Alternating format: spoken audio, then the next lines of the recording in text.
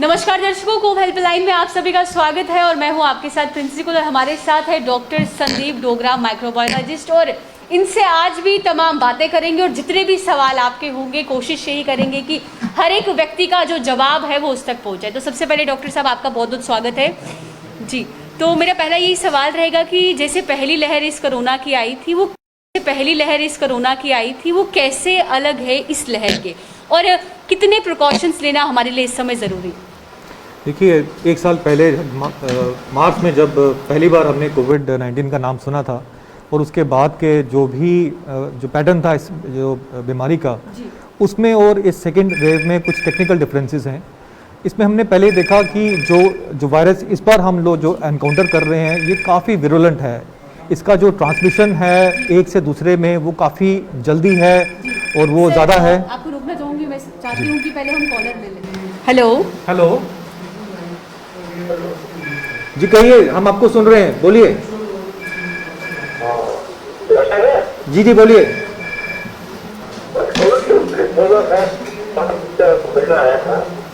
जी जी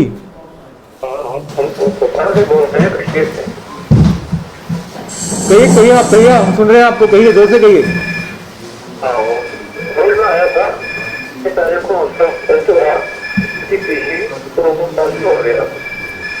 जी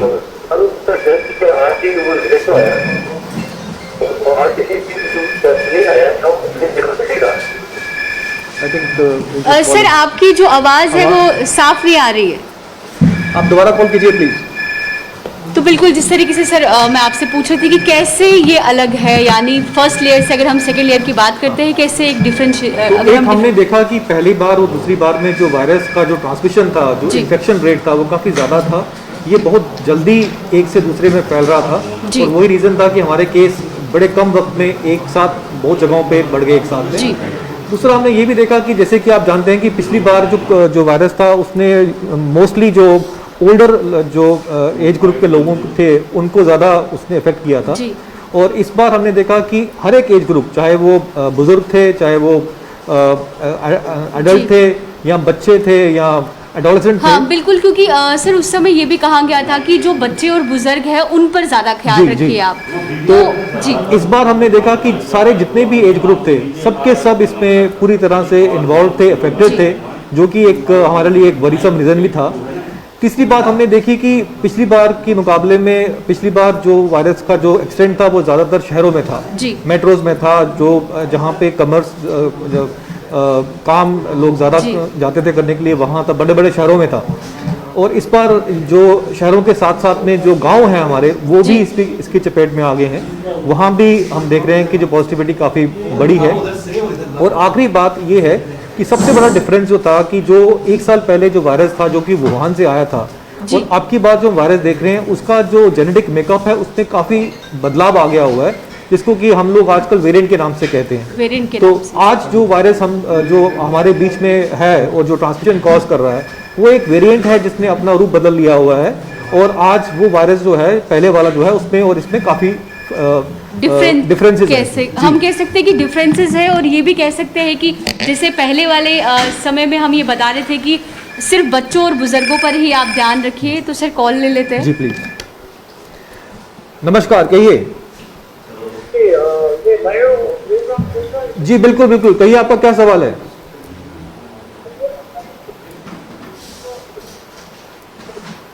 हम आपको सुन रहे हैं, कहिए।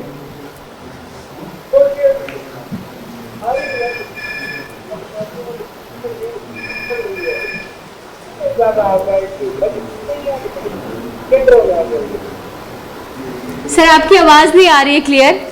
आप सब जो सवाल बताइए, क्या सवाल है सर आपका?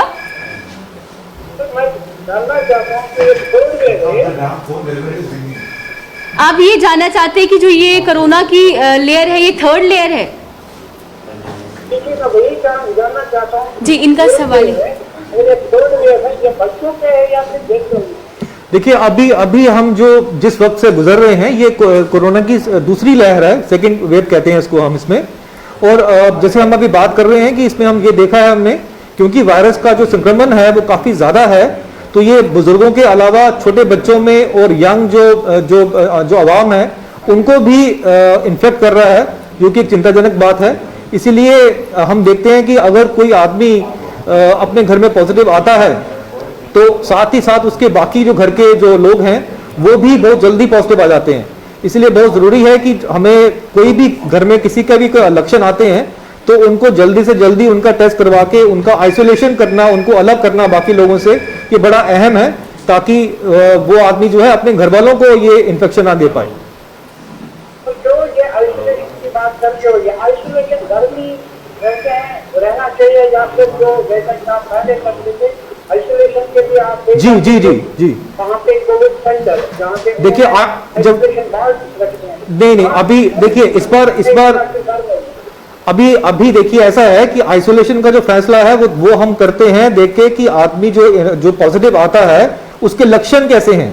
अगर कोई लक्षण नहीं है या बड़े माइल्ड, बड़े मामूली लक्षण है, तो ऐसे लोगों को हम घर के अंदर ही आइसोलेशन करने की एडवाइस देते हैं, और ऐसे लोग बड़े आराम से 10 दिन के अंदर ये वक्त जी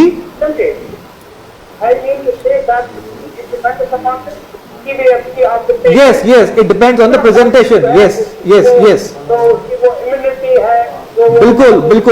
बिल्कुल जी हाँ। पर हमें ये भी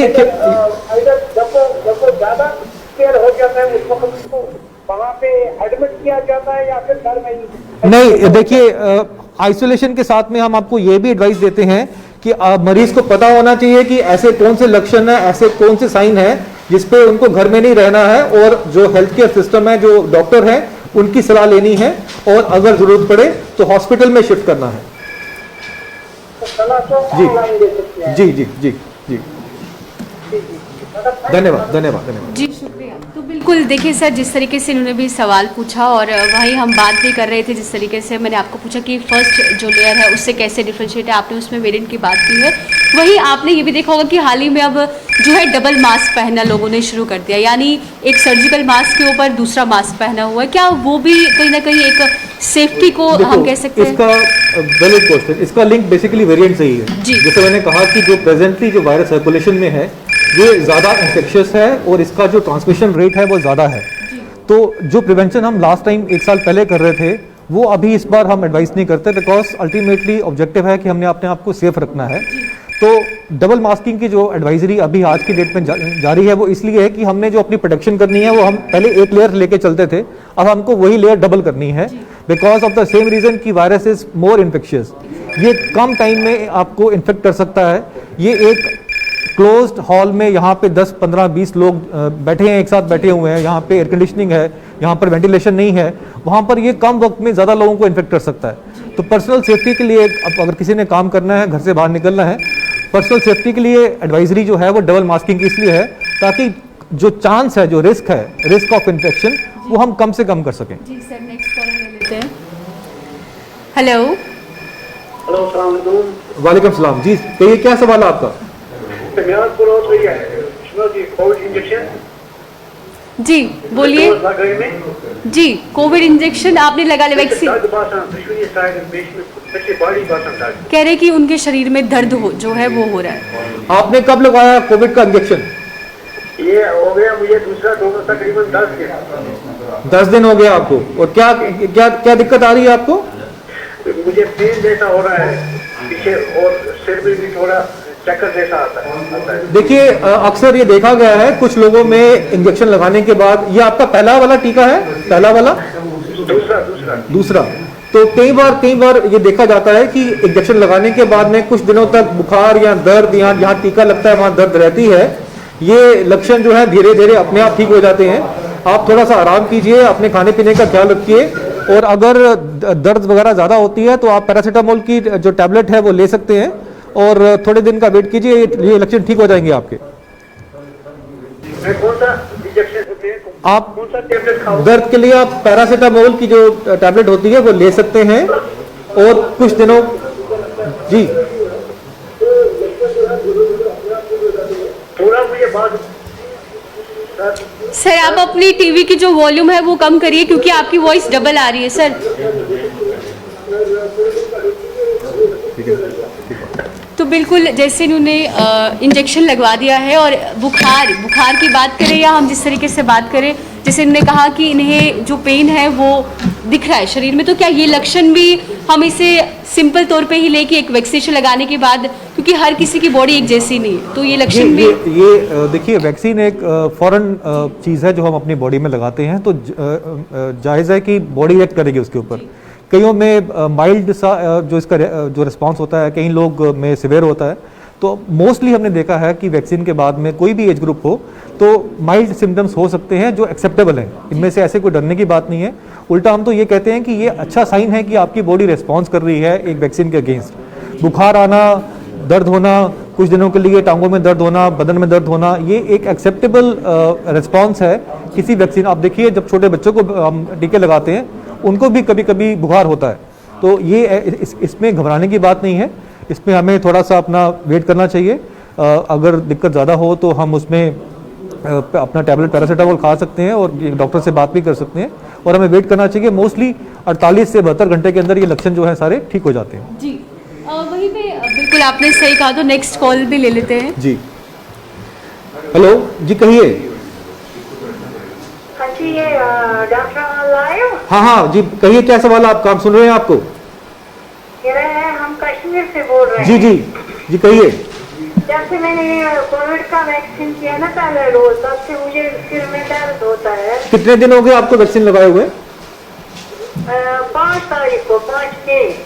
हाँ, देखिए, कुछ लोगों में अक्सर ये देखा गया है कि वैक्सीन लगाने के बाद में 1-2 दिन के लिए हल्का बुखार, बदन में दर्द, सिर में दर्द हो सकती है। ना मुझे बुखार चढ़ गया ना कुछ, सिर्फ सिर में। कोई बात नहीं, कुछ लोगों में सिर दर्द रहती है, पर ये मामूली सिर दर्द 1-2 दिन के लिए रहती है, उसके बाद ये ठीक हो जाती है। आप चिंता ना करें। इसका जो वैक्सीन का फायदा है बहुत ज्यादा है एक छोटी सी दर्द के लिए। आप थोड़ा सा ये बहुत मुश्किल है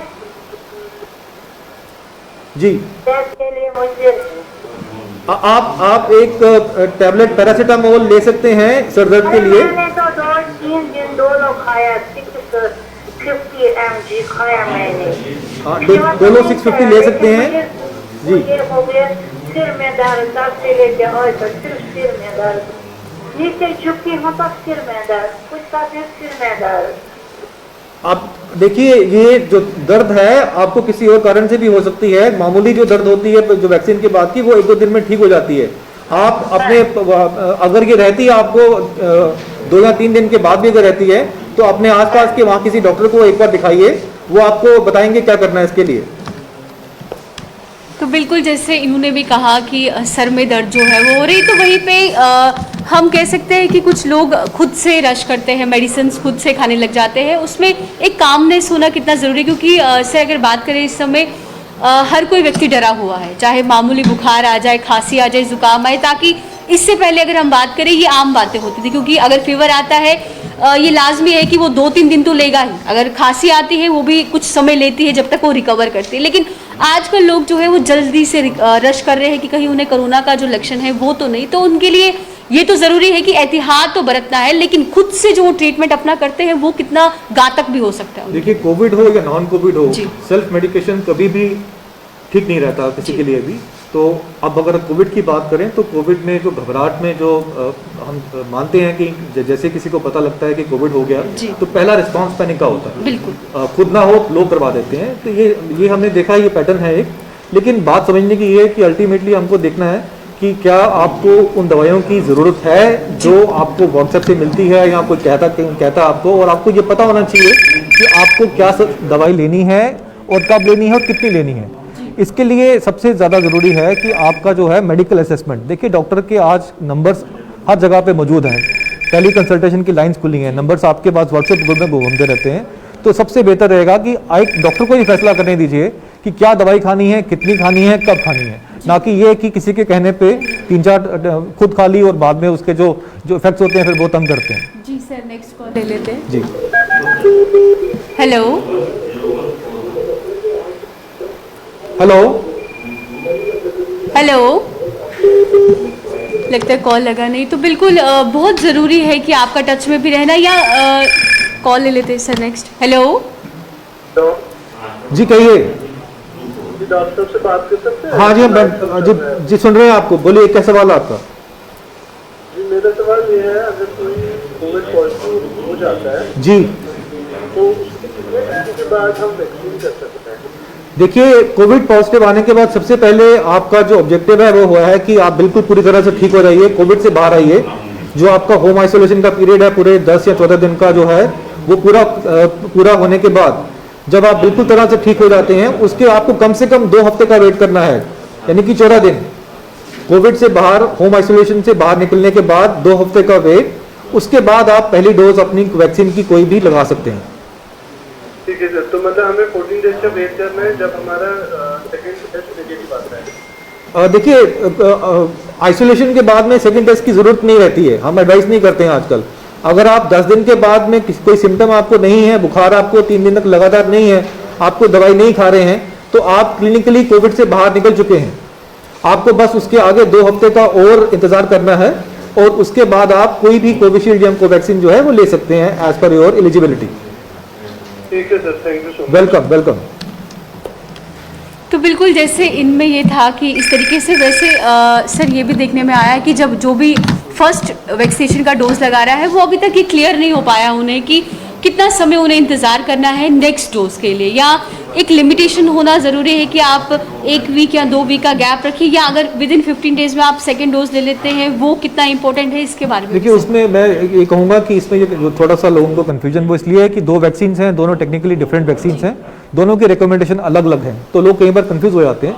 लेकिन ये एक चीज़ बड़ी क्लियर है कि आपकी जो वैक्सीन की जो फर्स्ट डोज जो है उसके बाद जो आपने सेकेंड डोज लेनी है उसके बीच में कम से कम 4 हफ्ते का गैप दोनों में है। 4 वीक्स का जो मिनिमम गैप जो है वो आपका है ही है। और सिस्टम जो हमारा ऐसा है, कोविन जो सिस्टम है, जो पोर्टल है, वो अलाउ ही नहीं करेगा किसी को इससे पहले वैक्सीन लेने के लिए, क्योंकि सारी जो आपकी रजिस्ट्रेशन है, प्री रजिस्ट्रेशन है, वो आपकी कोविन ऐप से होती है। तो सिस्टम ऑटोमेटिकली डिजाइन किया गया है कि मिनिमम जो गैप आपका 4 वीक्स का है। लेकिन कोविशील्ड में ये जो गैप है, आप अगर कोई चाहे तो अपनी फिजिबिलिटी के हिसाब से 8 वीक्स तक एक्सटेंड कर सकता है। और जो कोवैक्सीन है उसमें फिलहाल ये 4 वीक्स का ही है। तो लोग कंफ्यूज होते हैं बेसिकली कि किस वैक्सीन की बात हो रही है। जी नेक्स्ट कॉल ले लेते हैं सर।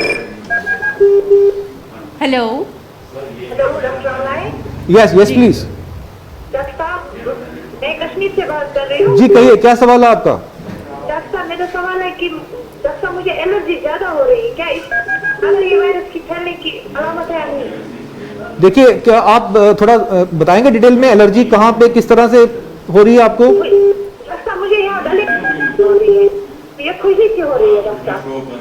देखिए ऐसा है कि जो ये स्किन के रैशेज जो होते हैं या ये जो इरिटेशन होती है, ये एक लक्षण हो सकता है कोविड-19 का।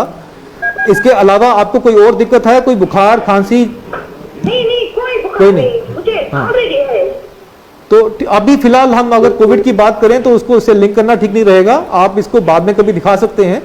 फिलहाल खाली एलर्जी कोविड का इतना कोई स्ट्रॉन्ग इंडिकेशन नहीं रहता, ये अलग से आपको देखना पड़ेगा इसके लिए। जी शुक्रिया शुक्रिया। तो बिल्कुल सर, वहाँ पे इनकी ही बातों से एक सवाल उठा है कि जहाँ पे अगर हम बात करें, इन्होंने कहा कि लक्षण, जैसे मैंने फर्स्ट वेव को डिफरेंशिएट के लिए आपको कहा, वैसे ही क्या लक्षण में भी कुछ चेंज आए हैं? जी हाँ, जो पहली हमारी क्लासिकल जो सिम्टम्स थे पहली वेव में, वो थे क्लासिकली फीवर होता था, माइल्ड टू मॉडरेट, कफ की शिकायत रहती थी, बॉडी एक्स वगैरह होती थी, ये सब जो थे बेसिक फीचर्स थे। लेकिन इसके बाद हमने देखा, और ये हमेशा एक पैकेज में आते थे, एक ग्रुप में आते थे, बट फिर देखा गया ज़्यादातर कि इस बार हमने देखा कि कुछ नए लक्षण भी आए हैं जो सिंगल भी स्टार्ट होते थे और बाद में क्लब हो जाते थे। तो उसमें हमने देखा कि जो ये आंखों में दर्द होना, हेडेक होना, लूज मोशंस होना, स्किन रैशेस होना, नेल्स का कलर चेंज होना, और साथ साथ में बुखार और जो क्लासिकल सिम्टम पहले थे, खांसी आना, वो भी साथ में थे। तो ये जाहिर है कि मैंने जैसे आपको पहले बताया, ये सब वेरिएंट्स रहते हैं जो जब भी वायरस के स्ट्रक्चर में कोई बेसिक चेंज होती है, सी द मोर जितना वायरस एक दूसरे से ट्रांसमिट करेगा उतना उसकी फितरत है कि उसने म्यूटेट करना है। जितना वो म्यूटेट करेगा, more mutations will lead to a variants. और जब वेरिएंट्स आपके आते हैं तो जो चेंजेस होती हैं, they can be good for us और बैड फॉर अस। हमारी बदकिस्मती ये है कि जो भी म्यूटेशंस हुई वो हमारे लिए अच्छी नहीं रही, बिकॉज उन म्यूटेशंस ने वायरस को ज़्यादा ट्रांसमिसिबल बना लिया, ज़्यादा इन्फेक्टिव बना दिया, और प्रॉब्ली शायद मोर लिथल भी बना दिया, जी। जिसका अभी तक हमारे पास एविडेंस नहीं है। जी। तो ये सब चीज़ें जो हैं ये एक्सप्लेन होती हैं बिकॉज ऑफ कि जो वायरस ने जो अपना जो रूप बदला है, जो स्ट्रेन में चेंजेस आई हैं, उसके कारण ये सब जो उसकी जो विरुलेंस है और जो हमारी प्रेजेंटेशन है वो बदल गई है। जी सर, नेक्स्ट कॉल ले लेते हैं। हेलो हेलो, हाँ जी, हम सुन रहे हैं आपको, कहिए। कोविड पेशेंट 4 पेशेंट, अब 3 का आया है नेगेटिव, 1 का आया है पॉजिटिव अभी भी। जी। लेकिन वो आफ्टर 5 डेज हुआ। अब वो इस वक्त ना फीवर होता है ना कुछ होता है, लेकिन वो कह रहा है कि मुझे बॉडी में बहुत जलन एज है 16-17 ईयर।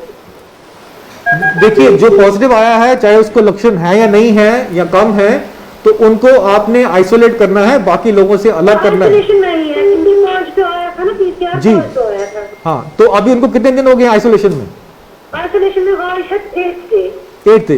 तो अभी आपने उनको 2 दिन के लिए और रखना है, और ये देखिएगा कि उनको कोई भी लक्षण जो है बुखार वगैरह ना रहे, और अगर उनको 2 दिन और कोई लक्षण नहीं रहते हैं तो फिर आप उनको होम अपने घर की जो आइसोलेशन से बाहर निकाल सकते हैं, और कुछ दिनों के लिए और उनको मास्क वगैरह पहनने के लिए बोलिए। और जो दूसरा आपने जो बताया, उनको लक्षण है लेकिन वो नेगेटिव हैं। जी जी। तो इसी को पॉजिटिव जो है जी। बर्निंग सेंसेशन फील हो रही है थ्रू बॉडी। तो अच्छा, ठीक है। तो आप क्या कोई दवाई दे रहे हैं आप इनको? एक्चुअली वो ये ना उसका ट्रीटमेंट चल रहा था, डॉक्टर ने खाली जिंक रखा, vitamin A and C tablet. जी, ठीक, बिल्कुल ठीक, बिल्कुल ठीक। वो उनको लेते रहने दिए। पपीता वगैरह वो खा रहे हैं जी। पपीता, मैंगो और बहुत बढ़िया, बहुत बढ़िया। बनाना वो ले रहे हैं। तो अभी आप ऐसा कीजिए, अगर उनको बॉडी में दर्द वगैरह अगर की शिकायत है तो आप उनको दर्द नहीं है, दर्द नहीं जी। है, खाली जलन फील हो रही है, मतलब बर्निंग सेंसेशन। ठीक है, आप उनको हाइड्रेशन, पानी जो है अलग अलग तरह से दीजिए उनको। अच्छा खासा ले रहे हैं। बहुत बढ़िया। तो ठीक है, ठीक है। 2 क्लास का स्टूडेंट है वो भी। बहुत बढ़िया, ठीक है। तो आप देखिए, उनके सिम्टम जो है रिकवरी की तरफ से हैं। अच्छी बात है कि वो रिकवर कर रहे हैं। 2 या 3 दिन में उनके ये लक्षण जो है ये भी ठीक हो जाएंगे। थोड़ा सा हिम्मत रखिए, सब ठीक चल रहा है। ठीक है, नहीं है, मतलब क्या करते हैं वो करता है खुद ही आप ना। बहुत बढ़िया, अच्छी बात है, अच्छी बात है। बिल्कुल भी नहीं है, खाली यही एक सिम्टम रह गया, बाकी कोई बात नहीं, ये भी 1-2 दिन पूरी तरह से ठीक हो जाएगा। Thank you so much. Welcome, welcome. अच्छा, जो हो गए हैं 3 पेशेंट, उनका पीसीआर नेगेटिव आया है, उनको अभी आइसोलेशन में ही रहना है कि मतलब वो विदाउट मास्क लगाकर मतलब फैमिली में बैठ सकते हैं, क्या ऐसा नहीं है? नहीं, अगर आरटीपीसीआर नेगेटिव आया तो कोई जरूरत नहीं है, फिर तो वो अपना जैसे काम करते हैं कर सकते हैं। पीसीआर नेगेटिव आया है जी, अच्छी बात है। तो वो इसका मतलब है कोविड नहीं है उनको, और वो इनके कंटेक्ट होंगे तो कोई बात नहीं, वो जैसे अपना काम करते हैं वैसा करें। डाइट के साथ क्या करें उनका? जी, डाइट में मतलब आप जो आप कोई ऐसा परहेज नहीं है। जो देखिए, इस बीमारी से निकलने का एक ही रास्ता है, अच्छा खाइए, अच्छा और खूब सारा पानी पीजिए, अपना हाइड्रेशन मेंटेन करिए, प्रोटीन डाइट्स लीजिए, कोई ऐसा परहेज नहीं है। अच्छी तरह से खाइए, जल्दी रिकवरी होगी। Thank you so much. Welcome, welcome. तो बिल्कुल वही सर, ये भी सवाल उठता है कि जहाँ रैट और आरटीपीसीआर की बात करते हैं, तो आप भी जानते हैं कि जो लोग हैं रैट में अगर पॉजिटिव निकलते हैं तो फिर भी वो कहीं ना कहीं आरटीपीसीआर के लिए दौड़ते हैं कि कहीं क्या ये गलत है। आई थिंक मुझे हमें लगता है 1 साल हो गया हमें ये समझते हुए। जी। रैट जो सेंसिटिविटी है बेशक कम है, लेकिन जी। अगर वो पॉजिटिव रिजल्ट देता है तो इट इज 100% कि वो आपका पॉजिटिव है। उसके बाद में डाउट नहीं रहना चाहिए। कोई जरूरत नहीं है रैट पॉजिटिव पेशेंट को आरटीपीसीआर करवाने की। RAT positive is a positive, we should treat him as a positive and that person should go for isolation. हाँ, अगर किसी को एक ही कंडीशन है, अगर किसी को सिम्टम्स हैं, क्लासिकल सिम्टम्स हैं कोविड के, लेकिन उस केस में उसका रैट नेगेटिव आता है, क्लिनिकल सस्पिशन हाई है लेकिन टेस्ट नेगेटिव आ रहा है, एक यही कंडीशन है जिसपे हम लोग उनको बोलते हैं कि आप अपना आरटीपीसीआर करवाइए। ये समझना जरूरी है। जी जी। सर, और भी ये देखने को मिल रहा है आजकल कि कुछ लोग ऐसे हैं जिनमें लक्षण तो है कि उनका अगर पॉजिटिव आता है ठीक है, लेकिन कुछ ऐसे भी है जिनमें लक्षण तो है लेकिन जब वो टेस्टिंग के लिए जाते हैं उनका नेगेटिव, क्या इसके चांसेस है? फिर से बात वही आ जाती है वेरिएंट्स के ऊपर। सो अब जो ये न्यू वेरिएंट्स हैं, इनमें हमने देखा है कि देयर इज एविडेंस कि ये जो हमारे जितने भी आरटीपीसीआर किट्स हैं, रैट टेस्ट हैं, देखिए इनमें जो जो जीन्स यूज हुई हैं वो पुराने वुहान वायरस के अगेंस्ट यूज हुई हैं, बिल्कुल। और जो स्पाइक प्रोटीन जो था उसका भी जो कैरेक्टर बदल गया हुआ है, तो ये ढूंढते हैं उस पुराने वायरस को। तो there is a chance, there is an evidence कि हो सकता है कि कुछ किट्स जो टेस्ट हैं वो कुछ लोगों में फॉल्स नेगेटिव आए, जी। यानी कि बीमारी उनको है और लेकिन टेस्ट आपका जो नेगेटिव आता है।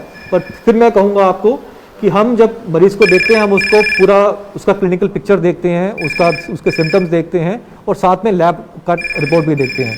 तो ऐसे केसेस में अगर दोबारा से क्लिनिकल सस्पिशन ज़्यादा है, हम उसकी मैनेजमेंट कोविड की तरह ही करते हैं। सर नेक्स्ट कॉल ले लेते हैं। हेलो हेलो हेलो हेलो जी, कहिए। डॉक्टर साहब बोल रहे हो? हाँ जी, बोल रहे हैं, बोलिए। जी डॉक्टर साहब, आपके सामने शो में बोल रहे हो? हाँ हाँ, बोलिए बोलिए, लाइव हैं आप। हेलो, हाँ जी सर, बोलिए, कहिए, आप अपना कहिए। सवाल बोलिए सर। सवाल क्या है आपका? हेलो। हेलो, आपका सवाल क्या है? हाँ डॉक्टर साहब, मैं ये पूछना चाहता हूँ, जो वैक्सीन के बारे में जो मौतें हो रही है इसमें क्या है? देखिए, ऐसा है कि आपको मालूम है कि ये जो बीमारी है ये जो मामूली तो है नहीं है। अगर परहेज, अगर आपने अपनी सेफ्टी नहीं करेंगे, अगर जो एडवाइजरी है अपना बचाव नहीं करेंगे, ऐसे मास्क नहीं पहनेंगे, बाहर घूमेंगे, तो वायरस तो छोड़ेगा नहीं। तो बात जो भी कोताही अगर होती है तो उसमें बीमारी जो है वो सीरियस भी हो सकती है। बार बार हम देख रहे हैं, हम यही बोलते रहते हैं कि क्यों, इसका सबसे पहला है कि हमने इससे बचना है। बचने के तरीके हम 1 साल से बात कर रहे हैं कि अपने अगर बाहर निकलना है तो मास्क पहनना है, 2 गज की दूरी रखनी है, हाथों को बार बार साफ करना है। और जो पिछले साल में हमारे पास चीज़ नहीं थी वो इस साल है, वो है वैक्सीन। तो कोई भी आदमी 18 साल से ऊपर है, जब भी उसका नंबर आता है वो उसको हम यही बार बार ये बता रहे हैं कि वैक्सीन लगाइए और इससे बचिए, वरना जो आप कह रहे हो वो किसी के साथ भी हो सकता है। ये फैक्ट है और हमें मानना चाहिए। मुझे लगता है कि 1 साल हो गया हमें ये बोलते बोलते। तो अपना जो सेफ्टी है उस पर ध्यान दीजिए, अपने आप को बचाइए, अपने घर वालों को बचाइए, वैक्सीन लीजिए। जी जी डॉक्टर साहब, मैं वही बोल रहा हूँ, हमारे कठुआ में 3-4 मौतें हुई है हमारे इधर। जी हाँ जी जी डॉक्टर साहब, मैं जो वही बोल रहा हूँ कि जैसे वैक्सीन हमारे सामने एक दिन हमारे चाचा गया लगाने के लिए, वो दूसरे दिन उसकी डेथ हो गई। भाई साहब, वैक्सीन को भी काम करते करते वक्त लगता है, उसको भी अगर वैक्सीन लगाओगे आप तो उसको 1 महीना चाहिए होता है वैक्सीन को काम करने के लिए। इसीलिए बार बार सभी के इधर जितने भी लोग हैं, हम थोड़े घबरा गए हैं। अभी हमने मेडिकल कॉलेज में लाखों लोगों को हमने वैक्सीन लगा दिया, हमने किसी को नहीं देखा हॉस्पिटल में लैंड करते हुए। वैक्सीन जो है बचा रही है ना हमको, जैसे हमारे कठुआ में देख रहे हैं, आपको सभी लाइव देख रहे हैं। जी जी जी। मैं आपके थ्रू गुजारिश करूंगा, आप अपने लोगों को सबको ये यकीन दिलाओ कि एक ही रामबाण हमारे पास है, वो है वैक्सीन। जी आज की डेट में अगर कोई चीज बचा सकती है कोविड से, इसकी इस वेव से या इसके आगे जो आने वाली वेव्स हैं, वो वैक्सीन ही आपको बचा सकती है। इसके बारे में जो भी आपके बारे में जो डाउट्स हैं वो जो निकाल दीजिए। हम बैठे हैं हॉस्पिटल में, रोज देखते हैं। जी वेलकम वेलकम। जी सर, इससे भी एक सवाल बनता है कि जहाँ पे हमने वैक्सीनेशन की बात की, ये भी जानना कितना ज़रूरी है कि जो वैक्सीनेशन है ये हमारी बॉडी को वैक्सीनेट करती है, यानी हमारे इम्यून को इतना स्ट्रॉन्ग बनाती है कि हम इस कोरोना से लड़ पाए। तो आप सर, इसमें यह है कि लोग बहुत सारे जब वैक्सीनेशन का डोज ले लेते हैं, मास्क उतार देते हैं, ये समझते हैं कि अब कोरोना क्या कर लेगा हमारा। तो इसमें कितना ज़रूरी है कि आपने वैक्सीनेशन ली है, लेकिन इसका मतलब ये नहीं है कि आप बिना मास्क के अब घरों से खुलेआम घूमते हुए नजर आएंगे। अफसोस है कि इतनी सारा कैंपेन आईसी होने के बाद भी लोगों को थोड़े से डाउट्स हैं। मैं बड़ा स्पष्ट बोलना चाहूँगा, दुनिया में कोई वैक्सीन ऐसा नहीं है, कोविड का नहीं किसी का भी, जो 100% गारंटी दे कि आपको ये बीमारी नहीं होगी। जी हमारे पास जो 2 वैक्सीन हैं उनकी लिमिटेशन है कि वो एक जो है वो 60-70% के करीब इफेक्टिव है, दूसरी वाली जो है वो 80% के करीब इफेक्टिव है। जी। तो इसका मतलब है कि सबको चांस है, जो भी अगर मैंने अगर कोविशील्ड लिया है तो मेरे को चांस है कि मैं 40% मेरे को चांस है कि मुझे कोविड हो सकता है, जी। अगर मैं वो सारे प्रिकॉशंस फॉलो ना करूं जो कि हम बार बार कहते हैं। जी बिल्कुल। इसीलिए शुरू से डे 1 से ये कहा जा रहा है कि जब आपने वैक्सीन लगा दिया तो इसका ये मतलब नहीं है कि आपको हमने पूरी इम्यूनिटी दे दी और आपको पूरा गारंटी दे दिया। आपका ये फर्ज बनता है कि आप इस वैक्सीन की पूरी एफिकेसी के लिए इसका पहले 2nd डोज लगवाइए, वक्त पर लगाइए, उसके बाद ही आपको जो सेफ्टी है इसकी मिलेगी।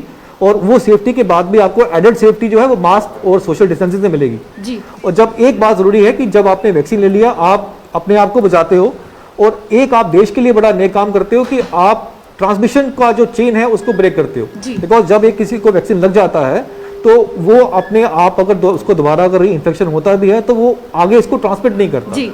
यही एक तरीका है इस चेन को रोकने का और इस पेंडेमिक को जल्दी खत्म जी करने का। जी सर, बहुत बहुत शुक्रिया। तमाम कॉलर्स भी आपने ली और बहुत ही बाखूबी आपने उन्हें समझाया भी। तो हम भी यही उम्मीद करते हैं जिस तरीके से आप लगातार कॉल्स कर रहे हैं, हम सबके जितने भी आपको डाउट्स इस समय लगते हैं आप डॉक्टर सर से पूछ सकते हैं। तो वही अब समय हो चुका है इजाज़त लेने का, तो अब मुझे और सर को दीजिए इजाज़त। नमस्कार।